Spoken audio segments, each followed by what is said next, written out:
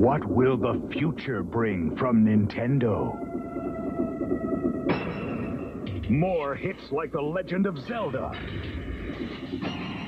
Sports hits like ice hockey.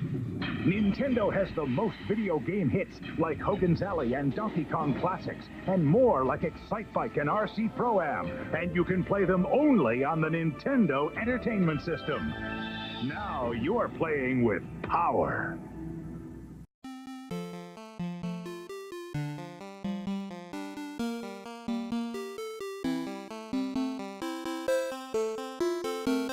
Released in 1981, Donkey Kong took the country by storm. It was not Nintendo's first attempt at a video game, but it was a successful endeavor for them nonetheless. Today I'm going to review the NES version of this, but it's important to understand where this came from and why this game means as much as it does today. Released to arcades in 1981, the game shows us Mario and Donkey Kong in their earliest forms. Back in the day, this was known as Jumpman. Before Nintendo created the Donkey Kong arcade, they had tried their luck with another game, a game known as Radar Scope. When Radar Scope wasn't working out, company president Hiroshi Yamauchi approached a young industrial designer named Shigeru Miyamoto, who had been working for Nintendo since 1977, to see if he could design such a replacement for the game. Miyamoto said that he could.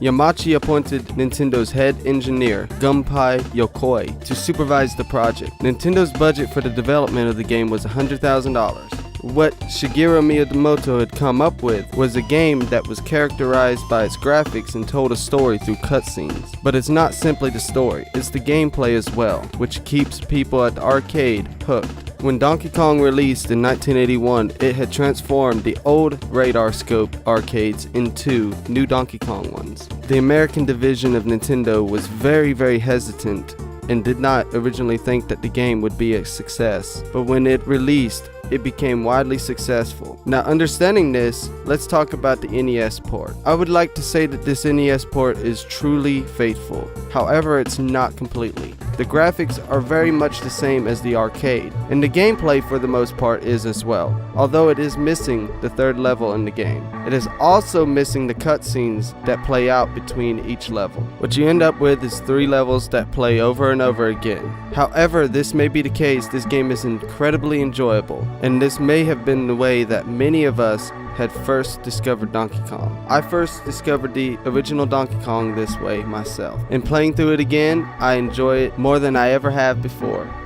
Also, the music to this game is phenomenal. At the time, the theme for Donkey Kong Country starts off with the beginning of the Donkey Kong music for the arcade. What you end up with is a game that is incredibly similar to its arcade incarnation, however, the presentation is severely changed. It may have been the case that they wanted to cut down on production costs for the game and cut a lot of content to fit it on smaller chips. However, whatever is the case, it is a good port, however not completely faithful.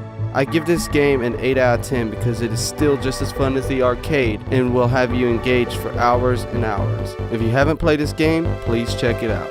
Now I want to thank everyone who's watched this video. Feel free to like, subscribe, comment and share the video, and be sure to check out the rest of the NES, such as Matthew Cobell and Retro 1991. Also check out my friends Nicole San Diego, check out Super Mayhem. I hope to bring more and more content to you guys.